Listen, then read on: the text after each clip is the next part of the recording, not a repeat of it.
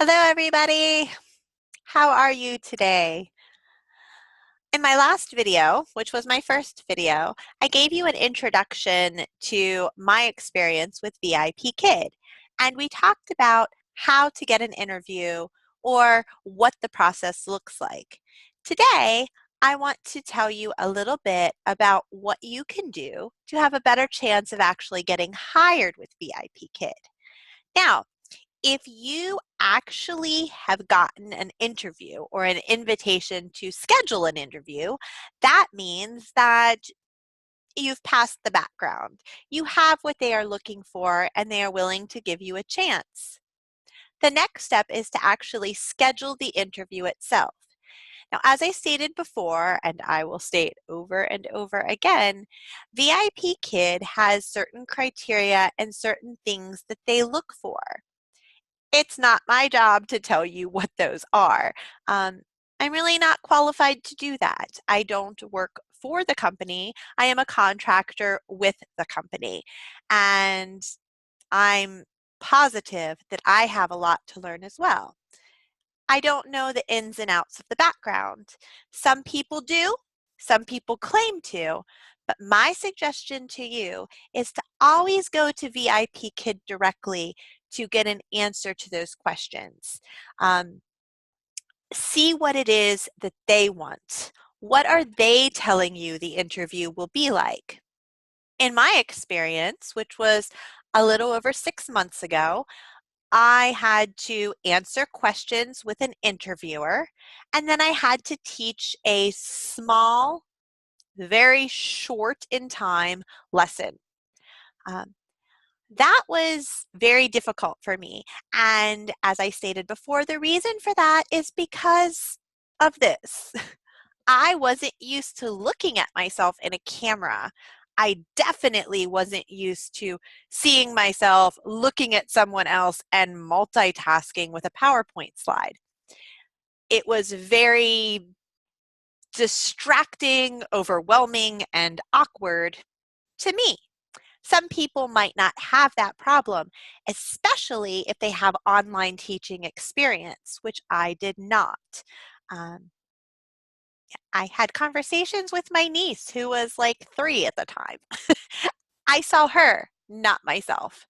So things get, you know, there's a lot to think about whenever you're venturing into this world of online teaching that you may or may not have considered in the past.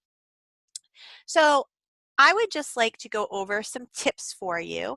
I will say that I am a much better writer, for what that is worth, than I am a vlogger. I tend to ramble. I tend to say a lot, or ah. I look around. I'm distracted.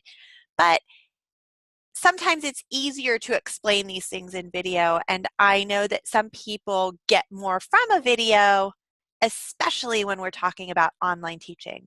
So if you are interested in seeing this description or what I have to share today in writing, you can find that at in my blog itself, written down at AmyZOM.com. You can get there through the YouTube video or just type in AmyZOM, ZOM.com. Okay, so let's talk about the interview process and just some tips for perhaps being more prepared and more ready for it. My first bit of advice: have the hardware that you need. And what I mean by that is have a computer, a headset, and a good internet connection. Um, I had a Chromebook. I also had an iMac desktop that was old. It was a very old model. It was not new by any sense of the imagination.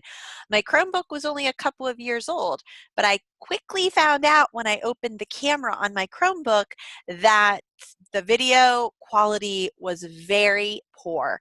It was sporadic, it was pixelated, it was delayed, and that is a big no-no at VIPKID.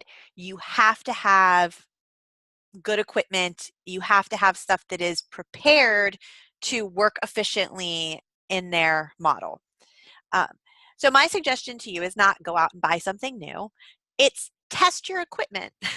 Get on there, get on your webcam, see how it's responding, do a Google call or a chat, an online video chat with a friend or a family member and see how it's working. Okay, that's my first suggestion. If it is not working well, look into why. Is it your internet connection is too slow, or is it your camera or your processor can't handle what it needs to handle? There's a million reasons. I'm not a tech expert, but there are a million reasons out there why you might not be getting a good video feed. Find out what it is, and if you can, make the corrections. But let's just say you're like me and you find out that the stuff you have just isn't up to par. It's not ready for this kind of experience. I borrowed a laptop. I was lucky that my boyfriend had a fairly new laptop that met the mark. It did the job. Ask a family member or a friend. Go to someone else's house that maybe has a better internet connection and try it there. I know this sounds like a lot. This was another issue. I obviously have a lot of issues, but this was another issue for me. I was saying to myself, this is a part-time job that I'm applying for, right? A part-time job, equivalent of, picking up some extra hours, at the local whatever. But it's more than that. VIPKID is successful and able to hire the number of teachers that they are because they are very particular that things work well as they should be. It's hard to teach English if a child can't see your mouth movements and they aren't in conjunction with your words, or if they're getting every other word, or if you're freezing and then speeding through the motions to a freeze frame again. This happens a lot, even under the best of circumstances. So if you're really interested in taking time to work with VIPKID, you have to excuse my cat, another joy of working at home. If you are really interested in working for VIPKID, know that this matters. Find a workaround until you know you have the job and be prepared to acquire the equipment that you need if you don't have it. I mentioned a headphone, or a headset, excuse me, with a microphone. Again, a lot of people, including myself, for the interview, I used earbuds with, the built-in speaker and the wire, that comes with your phone. It's awkward. You hit it, it gets caught, they come out of your ears. You have to push the button every time you speak, which leaves you occupied instead of having free hand movements. Again, these aren't expensive. I think I got these for 20 or 30 bucks. You can get them for cheap, or perhaps you can borrow them, but a built-in microphone and a headset that is stable really will make your experience so much better. You don't have to have it for the interview, but I can assure you it will help take a lot of stress off of something that really just doesn't need to be. Okay, so that's covered. What's next? We talk about doing a lesson or teaching a lesson to your interviewer.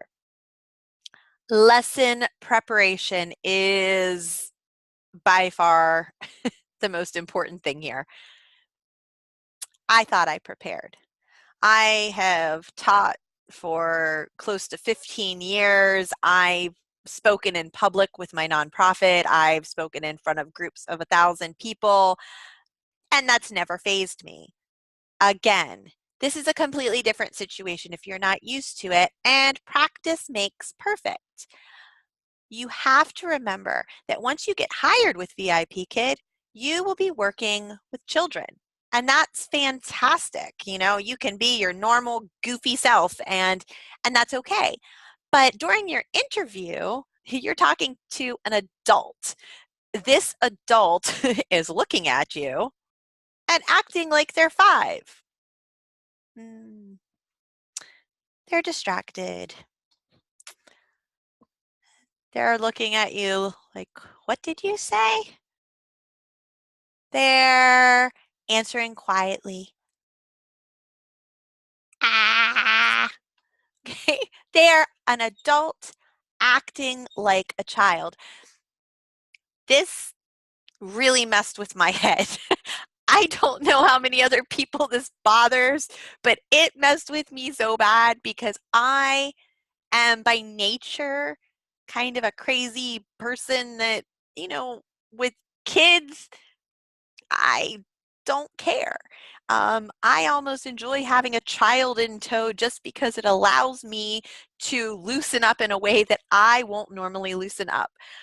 And that includes when I'm teaching. Um, the way I act in my VIPKID classroom is completely different than the way I act around adults. So this was a problem for me. With that being said, again, practice, practice, practice. Grab a kid if you have one. Many of you are parents, have a niece, a nephew, a neighbor, it doesn't matter. Borrow a child, practice the lesson face to face with this child. No contact, pretending like they're on the other side of the world.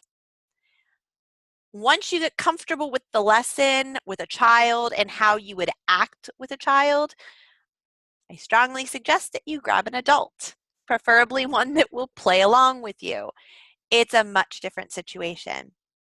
Just because they're adults, you have to treat them like they're a child. And that is how you're going to get through your interview and this whole pretending. You have to act until you make it. Practice the steps, learn the lesson.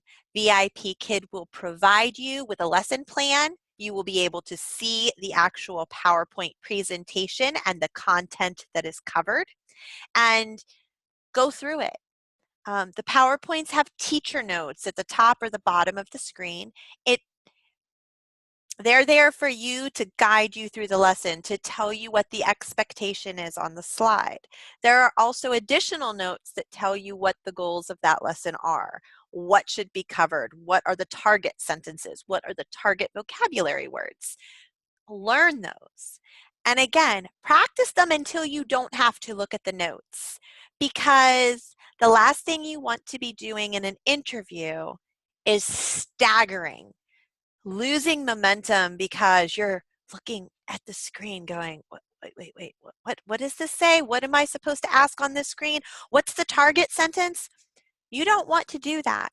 You want to understand and know the lesson so well that you see the PowerPoint slide and are able to cover the material. Just like if you were sitting in front of a class of preschoolers or kindergartners or even second graders in a school, you wouldn't have your notes in front of you saying, oh, now I'm supposed to ask. You wouldn't do that. You would know the lesson and you would explain the lesson to the kids and teach the lesson to the kids. You would be in the moment, you would be animated, and you would be interesting. You have to know the lesson. I promise that when you get hired and you start teaching these lessons, you will see a pattern in the lessons. As you get more experience, you will not need to spend as much time on teacher preparation. You will know the lessons. You will see them repeating over and over and over again. Again, the strategy behind the lessons or the material covered in the lessons, you'll know it. It's there. You'll see the commonality and you'll see what's expected. But for these first few lessons, you're really going to have to put some time in. That's the most important thing, I think, in this category or this step. Next, TPR. TPR is using your entire body, your hands, your face, to help get a point across. Okay, it's a total physical response. TPR is very important at VIPKID. When I want a child to repeat something, I show them that I'm wanting them to repeat it. My name is Amy. Again, there are a lot of methods surrounding TPR. There are some that VIPKid is firm on, and then there are a lot that you really have freedom with. The more TPR you can use with young children, the more involved they are going to be in the lesson, the more they are going to get from the lesson. Think about it. Do you want to see me sitting here talking to you like this and explaining how VIPKid is? You're not getting anything from it. If I say to you, hello, my name is Amy. Today I will talk about TPR. Okay, are you ready to learn about TPR? TPR is using your hands and your body to help create a response. That's boring. It's talking head. It's news, people. But if I use expression, happy, sad, big, small, that is using my body to teach words. Again, I cannot stress this enough. Insanely uncomfortable with this concept. It's funny when I look back to, June of last year when I was going through this process, I was like, this is ridiculous. Why do they want me to be so obnoxious? Who acts like that? I should have known. I've worked with children my whole life. Children act like this. And this is how we get their attention. This is how we get them excited about learning.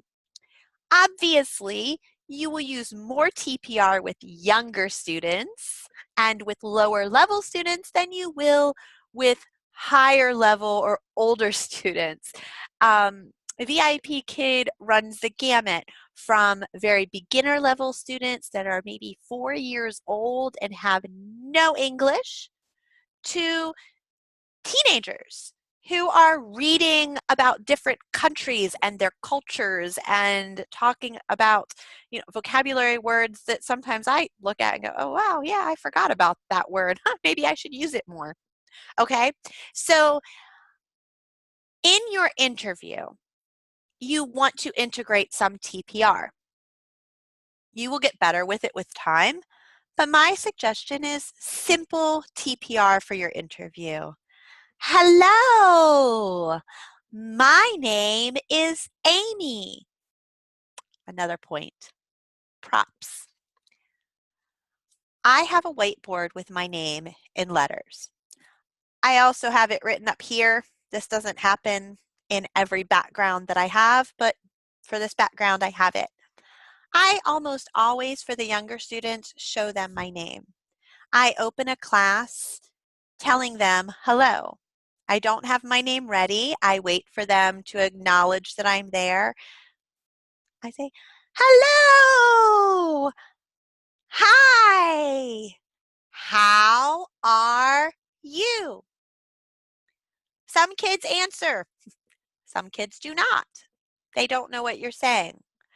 But most of them, if you say, hello, will answer, hello, or hi, because they know that much. For little kids, props, I tend to say hello with my little frog here. Again, I'll have more videos on props and what you can do, but for your initial lesson, it doesn't hurt to have some sort of prop available to you, a stuffed animal, or, I have Mr. Fish here. This is Frank the Fish, some puppets. I had a beaker doll. Again, don't go out and buy certain things. This is your interview. I would never suggest to people to spend a lot of money, but if you look around your house, you will find props. So integrate those into your lesson. Say, hello, hi, how are you? Everybody does it different. My older kids and my regular kids, we don't even always do full introductions. I'm like, hi, how are you? Oh, that's great to hear. How was your day? Because you can have those conversations. But for the interview, imagine a young child because that's what they're looking for. Can you use TPR props? Can you manage your classroom area and keep the attention of a young child? Introductions are always important, and that's why I use my name. I say, my name is Amy. Amy. Depending on the child and what kind of response I am getting, I may ask, what is your name? I suggest doing that for your interview. Be prepared for your interviewer to look at you like acting like they don't understand. That's okay. Stop where you are and start the lesson. Another thing that I use as part of the lesson, the hello song was in my interview. I don't know if it still is. VIP incorporates a lot of singing. So as part of my props and TPR, I integrate a lot of that into the singing portion of it. I have since purchased a microphone. I'm going to tell you, I did not have this at my interview. I had nothing. I had a computer and I had Mr. Frog. That was it. All I had. And I had flashcards. I remember at the beginning using my dry erase markers as a microphone, and I would sing and pretend like they were a microphone. You want the student to sing after you. So what I do now is I use my microphone and I say, hello, how are you? And then I hold the microphone up to the child, using your camera to your advantage. I say, hello, how are you? Sometimes I use my hand to let them know I want to hear them. Sometimes I just put the microphone up. This camera is different, ironically. This camera actually works different than in the VIPKID program. But the point is you will know your computer, you will know where to place your items, and you can hold it up so that your students are seeing that you want them to repeat. Okay. Also, very important whenever you're doing your interview. You say, the young students will repeat everything. So if you say repeat, they'll say repeat. Okay, so it's important to limit your extraneous words. I still, after over 1,400 classes, I think I'm at 1,400 classes. I'm at a lot of classes. I teach a lot.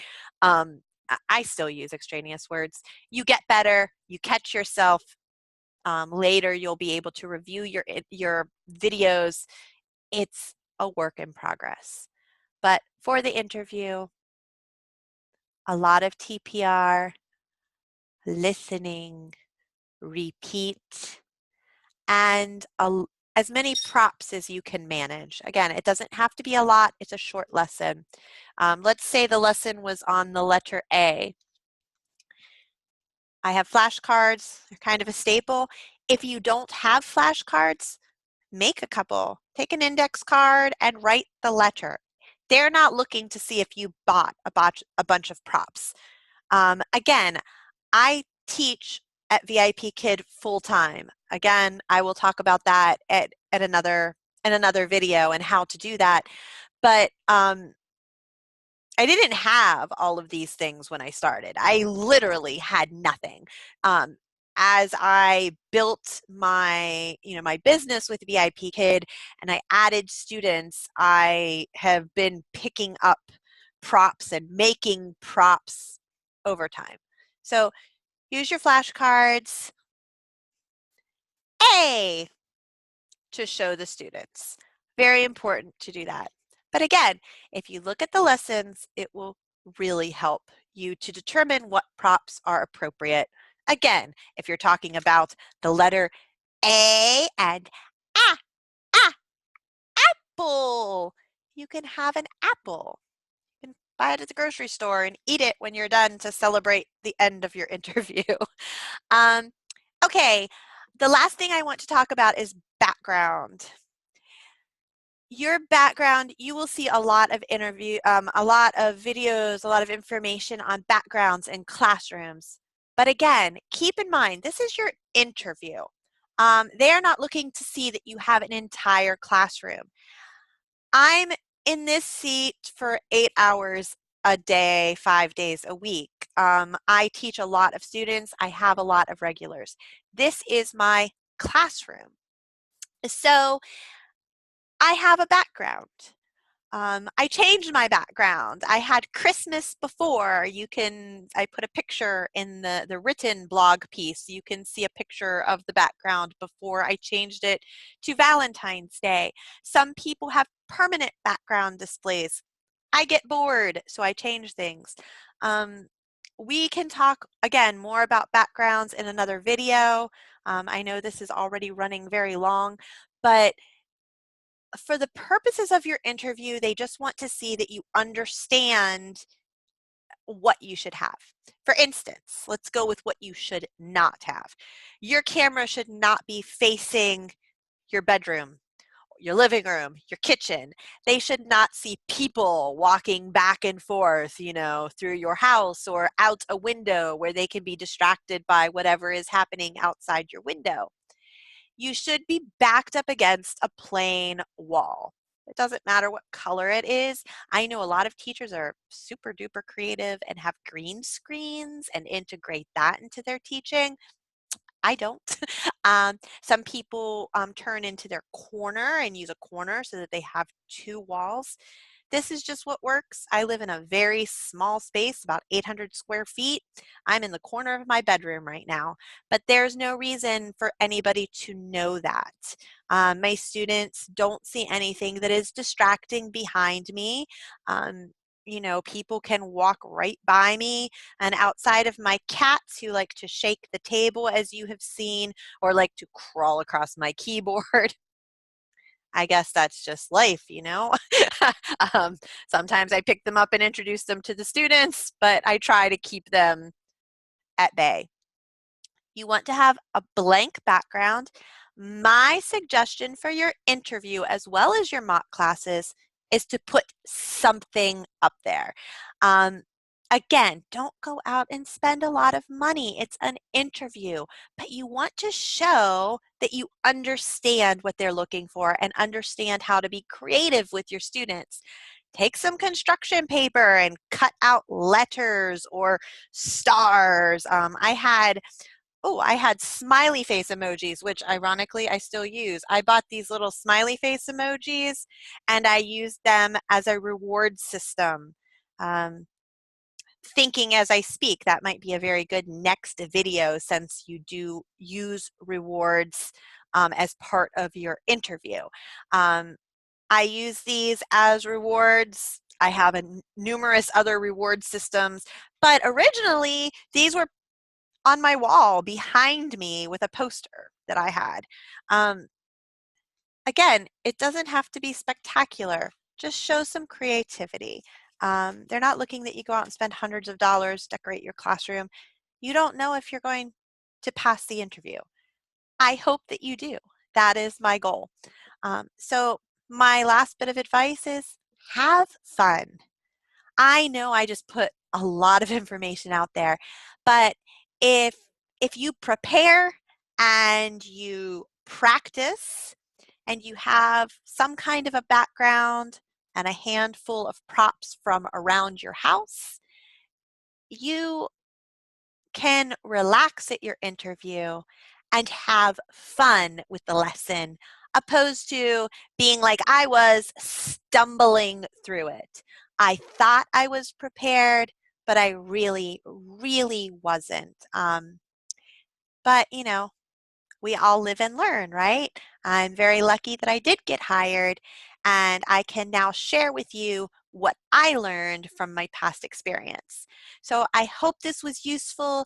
Again, please go by to AmyZOM, AmyZOM, that is my teaching name, AmyZOM.com. There you will find my blog as well as links to the YouTube page um, and some pictures. It's a very new work in progress, so there's a lot more to come. Good luck and happy teaching. Goodbye.